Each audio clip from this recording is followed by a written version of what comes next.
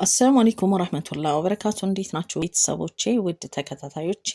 ዛሬ አዲስ መረጃ ይዣላችሁ መጥቻለሁ።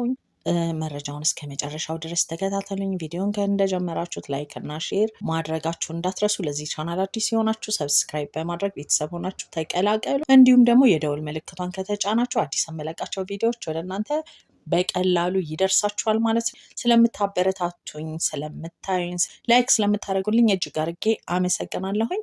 ዛሬ ይዤላችሁ የመጣሁት መረጃ እንግዲህ ስለ ሰክሰስ ፕላስ ድርጅት ነው እና ሰክሰስ ፕላስ ኢትዮጵያ ድርጅት ምንድን ነው ስራው፣ ምንድን ነው የሚያደርገው፣ ምን እያደረገ ነው የሚለውን ነገር ትንሽ የደረሰኝን መረጃ በውስጥ ለእናንተ ለቤተሰቦች ላካፍላችሁ፣ እንዲሁም ደግሞ ለማዳም ቅመሞችና ለበአጠቃላይ ኢትዮጵያውያን በሙሉ ቪዲዮን ይዤላችሁ መጥቻለሁ። እንግዲህ ሰክሰስ ፕላስ ኢትዮጵያ ምንድን ነው ስራው ብለን ካየን ሰክሰስ ፕላስ ኢትዮጵያ ለአካል ጉዳተኞች የዊልቸር ስጦታዎችን የሚያበረክት ድርጅት ሆኖ ነው የመጣው። ለአካል ጉዳተኞች የሰክሰስ ፕላስ ስጦታዎችን ሲያበረክት ወይ ዊልቸሮችን ሲያበረክት እንግዲህ ይህንን ስጦታ ከማዳም ቅመሞች እና ከተለያዩ ውጭ ካሉ ኢትዮጵያውያን በሰበሰበው የእርዳታ ነው ማለት ነው። መጥፎ ሆኖ ሳይሆን በዚህ ልንወቅሰው ወይንም ደግሞ ሰክሰስ ፕላስ ያደረገው ነገር ስህተት ነው ብለን ልንል አይደለም። ይህንን ለመናገር ፈልጌ ሳይሆን ሰክሰስ ፕላስ ይህን የእርዳታ ድርጅት ሲሰጥ ምን ከጎኑ አዘጋጅቶ ነው፣ ምን እየተጠቀመ ነው፣ ምን ለማድረግ አስቦ ነው፣ ምንድን ነው አላማው የሚለውን ነገር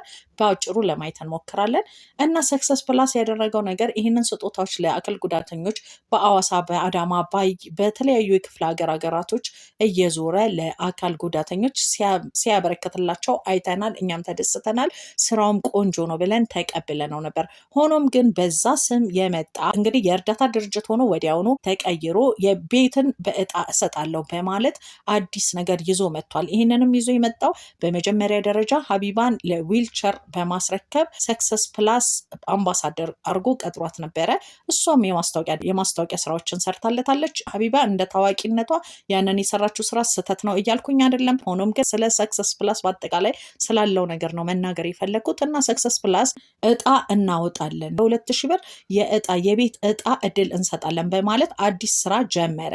ከጀመረም በኋላ ብዙ የማዳም ቅመሞች ከሰክሰስ ፕላስ በ2000 ብር እጣዎች መግዛት ጀመሩ። ያ እጣ እንግዲህ እንደሰማሁት ከሆነ በደረሰኝ ኢንፎርሜሽን እዚህ ጋር ቆርጬ ያመጣላችኋለሁ፣ ወደ 200 ሚሊዮን የሚሆን የእጣ ገቢ አድርጓል። በዛም የተነሳ እጣዎች የደረሳቸው በጣም ጥቂት ቤቶች ናቸው። እነዚህም የደረሳቸው ቤቶች ስንት ናቸው? እስኪ እንመልከት። ለሚሰበሰቡ ብሮች በዛ ድርጅት የገቡ ብሮች ምን ያህል ብሮች ናቸው የሚለውን ነገር ስንት ሺህ ዕጣ ተቆረጠ የሚለውን በቀላሉ 5% አድርጌላችሁ ነው። አትሊስት በሶስት ዙር እንኳን ከ200 ሚሊዮን ብር በላይ ተሰብስቧል። በፊት ሚኒመም 5% ነው እያወራችሁ ያለው በሁለት ዓመት ውስጥ በዚህ በሶስት ዙር እንኳን ሚኒመም 5% አውርጄው ነው የምነግራችሁ። አንድ ሰው ሁለት ዕጣ ብቻ ወይ በልጄና ወይ በስሜ ብሎ ቢገዛ ይህንን ሂሳብ ስትመቱት ኦልሞስት ወደ 200 ሚሊዮን ብር ተሰብስቧል። ከ200 ሚሊዮን ብር ላይ ስንት ዊልቸር ተሰጠ? እሱን ድርጅቱ እንትን ይበል። የመጀመሪያ ዙር እጣችሁ ስንት ነበር? ባለ 1 መኝታ፣ ባለ 2 መኝታ፣ ባለ 3 መኝታ ተብለው 3 ቤት ይደርሳል። 3 ቤቶች በብር የተቀየረላቸው ልጆች ቤቱን አንፈልግም በብር ይቀየርልን ያሉ ልጆች ብሩን ነው የምንፈልገው ሲሉ 5 ሚሊዮን በትንሹ ከ5 ሚሊዮን እስከ 10 ሚሊዮን ሰጠ ብንል እንኳን ለ3 ቤት የሚያወጣው 30 ሚሊዮን ነው። ለ3ቱ ቤት ተውት 50 ሚሊዮን አወጣ እንበል።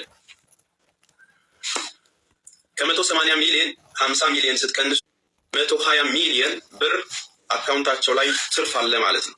ሌላው ችግር አረብ ሀገር ያሉ እህቶች እባካችሁ ወንድሜ ታሟል ዊልቸር ያስፈልገዋል ብለው አትሊስት ከ4 ከ5 ነው። እዚህ ጋር ያሉት ግን እድሜያቸውን እየጨመሩ ሴትነታቸውን፣ ወጣትነታቸውን ለልጆቻቸው መርዳትና ለቤተሰቦቻቸው መርዳት እየቻሉ ይደርሰኛል በሚል ተስፋ ያውም በትንሹ 3 ዕጣ እየቆረጡ ሂሳብ የሰራ ነው 100,000 የ200,000 የ150,000 የቆረጡትን ስታስቡት ደግሞ በቢሊዮን ነው የሚመጣው ይሄ ሂሳብ። ቤተሰቦች እጣው የደረሳቸው ደግሞ 15 ባለ እድለኞች ብቻ እንደሆኑና ቀሪው ገንዘብ የት ገባ የሚለውን ነገር እንግዲህ እኛው ራሳችሁ ቤተሰቦች ማመዛዘን አያቅታችሁም። ምክንያቱም በእጣ ስም ብዙ እየተነገደና ብዙ እየተሰራ ነው። ሰክሰስ ፕላስ ኢትዮጵያ እንግዲህ እርዳታዎችን ለመርዳት ራሱ ኢትዮጵያ ለሚረዱ ሰዎች የማዳም ቅመሞች ማዋጣት ግዴታ አለባቸው ብዬ አላስብም። ምክንያቱም የማዳም ቅመሞች ብቻ ሳይሆን ሁሉም ሰው ያ ነገር እንኳን በዚህ እንኳን ተቃዋሚነት የለኝም። ሆኖም ግን ይሄ እጣ ተብሎ የተጀመረው ነገር እንግዲህ በውስጥ በደረሰን መረጃ ማለት ነው እያንዳንዱ የተቆረጠላቸው በ2 ሺህ ብር በጣም ብዙ ወደ 200 ሚሊዮን ብር ነው ገቢ የተደረገው።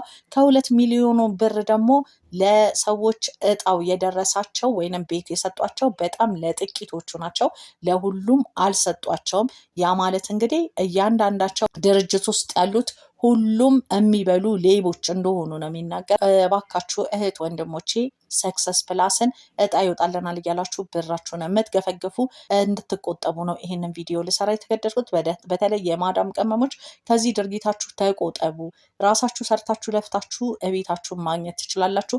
ወይንም ደግሞ እርግጠኛ በሆኑ ሪል ስቴቶች፣ በሚታወቁ ሰዎች የሚሰራ ሪል ስቴቶች፣ መሬት ላይ የወረዱ ህንጻቸው የተገነባ ሪል ስቴቶችን ቼክ በማድረግ የቤት ባለቤት መሆን ትችላላችሁ። ይህ ቸኩላችሁ 5 እጣ 10 እጣ 100 እጣ 50 እጣ የምትገዙ በጣም ተሳስታችኋል። ቆም ብላችሁ አስቡ።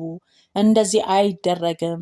ለምንድን ነው የሌባን ኪስ የምታጠግቡት? የሌባ ኪስ በጣም ሀገራችን ላይ ጠገበ፣ ሞላ፣ ከድሃው ይሞጨለፋል። በአሁን ጊዜ እርድና ማለት ሰዎች መጠቀም የጀመሩት ነገር ምን እንደሆነ ታውቃላችሁ? ከማንም ሰው ኪስ በምንም መንገድ ቢሆን ብር ማውጣት ነው። ያን ነው ስራ ብለው የያዙት። ስለዚህ እህት ወንድሞቼ ይህ ቪዲዮ የደረሳችሁ በሙሉ ከዚህ ነገር እንድትቆጠቡ እወዳለሁ። ቸኩያ ያቀረብኩላችሁ ቢያንስ ትኬት እንቆርጣለን እያላችሁ የምትቆርጡ ከሆነ ከዚህ ድርጊታችሁ እንድትቆጠቡ ብዬ ነው። እወዳችኋለሁ። ስለተከታተላችሁኝ ከልብ አድርጌ አመሰግናለሁ። ቪዲዮውን ላይክ ማድረጋችሁ እንዳትረሱ። እንዲሁም አዲስ ሲሆናችሁ ለዚህ ቤተሰብ ሰብስክራይብ እያደረጋችሁ ቤተሰቡ ናችሁ ተቀላቀሉ። የደውል ምልክቷን መጫናችሁ እንዳትረሱ።